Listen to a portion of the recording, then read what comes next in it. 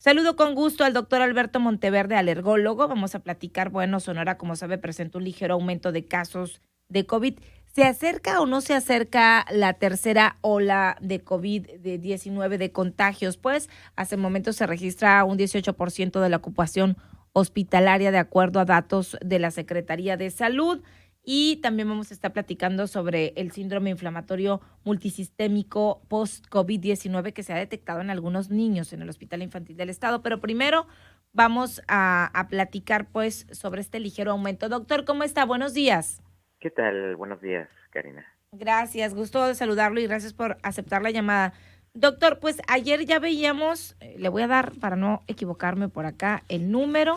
Ayer por la Secretaría de Salud se dieron a conocer 14 defunciones, habíamos tenido menos de 10 algunos estos últimos días y de pronto 145 casos también que se dieron a conocer ayer.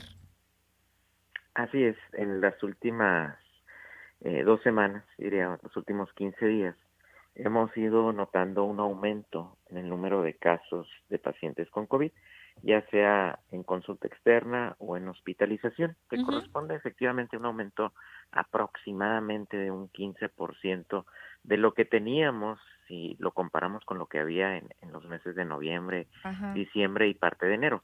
Pero sí, más o menos a partir del 15 de enero había venido disminuyendo de forma importante, de tal suerte que ya para mediados de febrero, pues prácticamente era muy extraño que viéramos pacientes con COVID. De hecho, habíamos tenido pues las camas disponibles sin pacientes con COVID durante casi un mes. Y fue prácticamente pues lo que estamos viendo, la reactivación esperada por las vacaciones de Semana Santa. No Ujú, parece ser una ascendente tan fuerte como la que hemos tenido cuando se inician las olas, ujú. la primera ola o la segunda ola, pues sí tuvo una ascendente constante en el número de casos nuevos cada día. Pero ahora no es así, se mantiene más o menos plana la elevación, por lo que probablemente sea un pico de reactivación nada más y no la tan temida tercera ola que se esperaba. Ok, esto sí está influyendo mucho también el tema de la vacunación, doctor. Sí, ya vamos a empezar a ver poco a poco, conforme se empiece a vacunar a la población, pues el efecto tanto de la vacuna como de la inmunidad de rebaño, porque hay que contar también a todos aquellos que ya les dio COVID, que ya lo padecieron y que quedaron con inmunidad. Entonces vamos a Ujú. empezar a tener ahí un conjunto de grupos, tanto de los que ya padecieron COVID como de los que ya se vacunaron, y eso también de alguna otra manera poco a poco va a empezar a tener efectos sobre las olas que puedan estar apareciendo. Ujú. Que ahorita mucha gente también a lo mejor tiene COVID y no se pudo vacunar, pero en algún momento pues esperemos que haya más acceso a la vacuna y unos no se vacunaron por diferentes motivos. Conozco gente que no se vacunó de este rango de edad 60 y más porque tenía COVID, porque estaba enfermo, porque no estaba aquí en la ciudad, etcétera. Pero bueno, ir avanzando el rango de edad, ya se decía por ahí de 50 a 59 que las últimas semanas de abril y las próximas, en las primeras de mayo viene la vacunación para el sector educativo. ¿Usted qué opina, doctor, sobre esta empezar la vacunación y esta polémica? Porque de hecho, ya a nivel nacional, la nota de hoy también, usted que es médico también particular, pues se ganó ahí un amparo de médicos también particulares, dan primeros amparos a médicos, es la portada que trae hoy el periódico Universal, en donde pues exigieron, y ayer veíamos también manifestación acá en Hermosillo, donde están exigiendo que se aplique la vacuna al personal médico. ¿Tiene que ser así, doctor? ¿Usted qué opina? A ver, cuénteme ahí con su gremio. Bueno, sí, definitivamente que no ha habido un seguimiento en el orden del Plan Nacional de Vacunación. Sí se vacunó ciertamente en hospitales públicos y privados a los médicos de las áreas COVID y de las áreas de urgencia, Ujú, pero realmente en el plan se establece que habría que vacunar a todo el personal de salud, no solamente médicos de otras áreas, aunque no estén directamente involucrados en el tratamiento de pacientes COVID, también enfermeras, camilleros, químicos, una gran cantidad de personal de salud ujú. que de todas maneras está expuesto a pacientes con COVID. Y esto te estoy hablando de hospitales públicos, ni siquiera todavía privados. Ajá, Hay así muchas es. personas en hospitales públicos que tampoco los han vacunado todavía.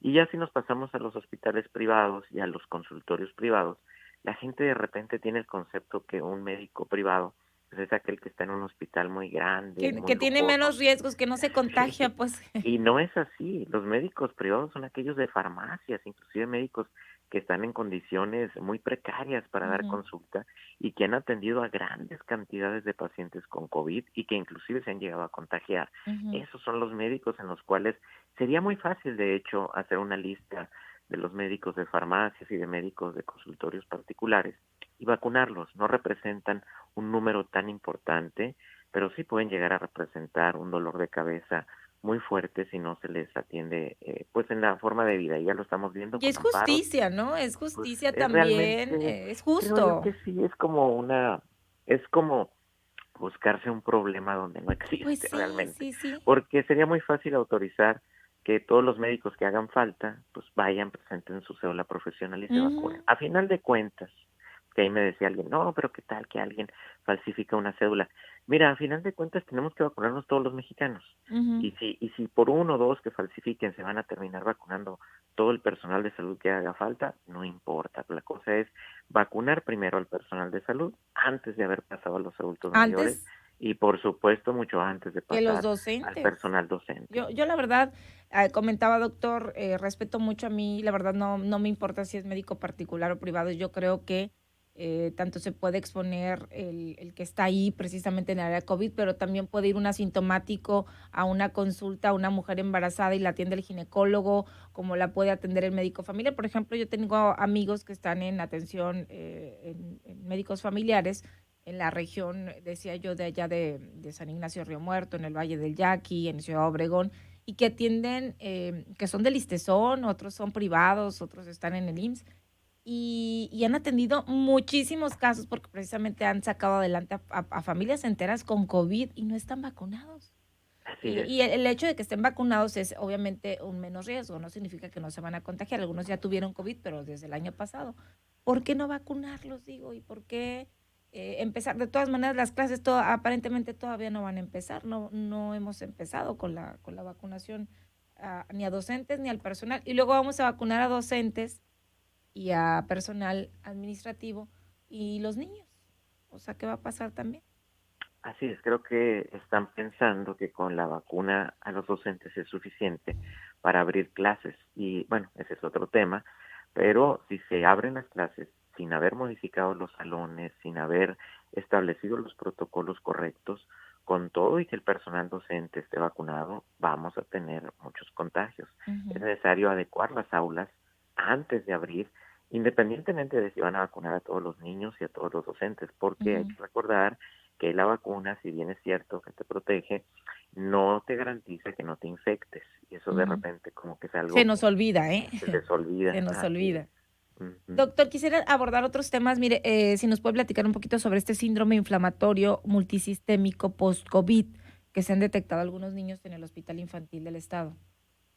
Ok, el síndrome inflamatorio multisistémico del infante que se ha visto asociado a COVID pues ya desde hace un año, ocurre habitualmente en niños entre 5 y 14 años. Claro, hay casos por ahí de niños de menos de un año y casos de jóvenes de más de 18, pero habitualmente este es un padecimiento de la infancia.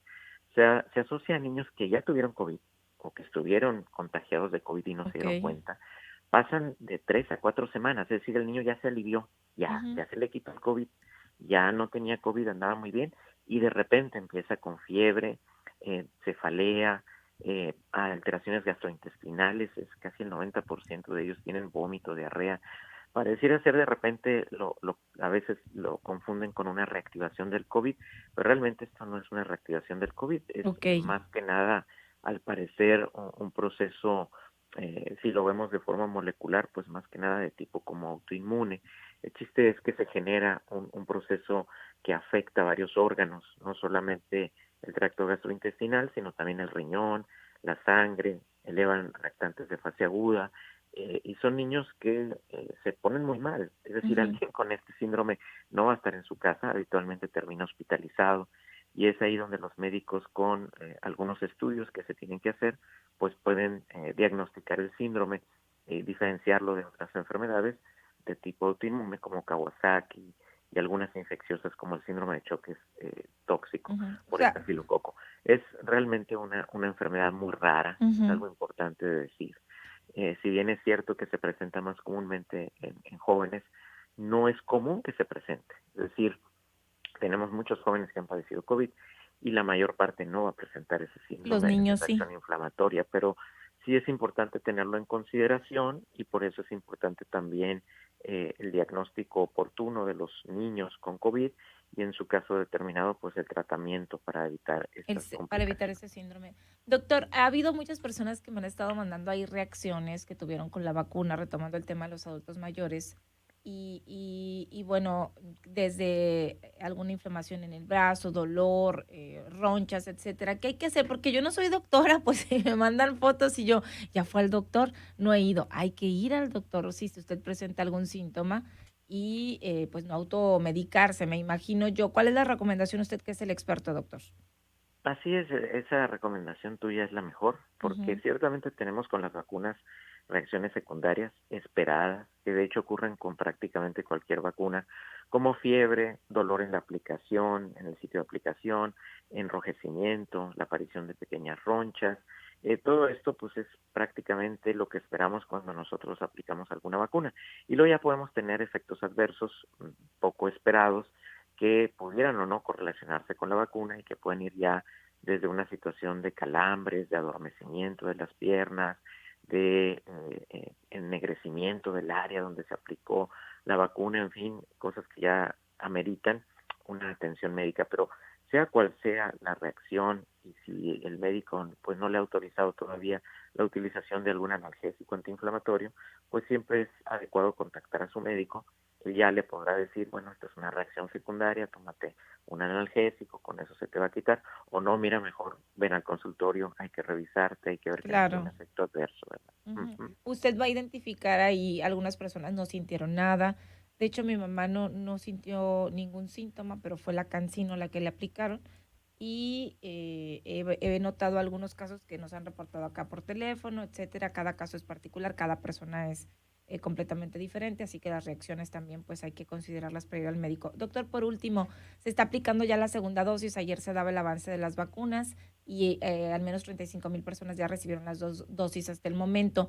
La importancia de que aquellas personas que no fueron vacunadas aún aquí en Hermosillo, por el motivo que usted guste y mande, que no pudieron ir, que se estaban enfermos, que tenían COVID, etcétera, nos decían que no se arriesguen a irse a poner la vacuna a otros municipios, ni viceversa, en su momento vengan a aplicarse la segunda acá, porque tiene que ser la misma vacuna, insistimos, y además porque no hay seguridad de que se aplique en la segunda. Es lo que nos decía ayer. Entonces, aquellos que faltaron, es muy probable, comentaba el delegado, que se les aplique la de Cancino, que es de una sola aplicación. Sin embargo, todavía no sabemos. ¿Cuál es la recomendación usted como médico, doctor? Bueno, siempre en la aplicación de vacunas, lo ideal es que sea la vacuna de la misma empresa, ¿verdad? Si te pusieron la de Astra, pues la segunda dosis debe ser la de Astra. Si te pusieron la de Pfizer, la segunda dosis debe ser la de Pfizer. Las vacunas, si se ponen de diferente, por ejemplo, que te pongan una de Astra y luego te pongan una de Pfizer, van a ser complementarias, es decir, no te va a hacer daño, pero no va a suplir una a la otra. Es decir, si te pusieron la de Astra y luego de repente te ponen la de Pfizer, bueno, habrá que esperarse 21 días y volverse a poner la segunda dosis de Pfizer, es decir, Que los días terminaría con tres varían según piquetes. la vacuna, ¿no? Claro, Ujú. habitualmente andan entre 21 y 28 días, habitualmente las vacunas, pero pudieran aumentar un poquito hasta 35 días. Es más o menos el tiempo, dependiendo de la marca de la vacuna. Ujú. Entonces, insistimos en esto porque no faltará quien dijo, no me la puse y me voy a ir a tal municipio a ponérmela ya a Caborca, a Nogales, qué sé yo. Entonces, para estar seguros de que si se va a poner en alguna otra parte, pues que sea la segunda dosis. Es que en algunos municipios ya empezaron con la segunda dosis. Entonces, si allá aplican AstraZeneca y usted se quiere poner la segunda acá en Hermosillo y es la de Pfizer, pues no van a ser las mismas, a lo mejor ni en las fechas o los plazos estimados. Así que tenga cuidado. Tendrá que hacer algo ahí la autoridad, ¿no, doctor? Para pues inmunizar a aquellas personas que no pudieron en su momento. Finalmente, la idea es que todos nos vacunemos. Así es, sí, sí, o sea, hay que esperar el turno que le corresponde a cada quien en su municipio y bueno, esperar a que lleguen las vacunas indicadas. Ujú. Doctor, bueno, ahí está. Le mando un abrazo, muchísimas gracias y que tenga muy bonito día. Ándale, Ujú. a ustedes muchas gracias, que estén muy bien. Gracias, ahí está el doctor, el alergólogo Alberto Monteverde.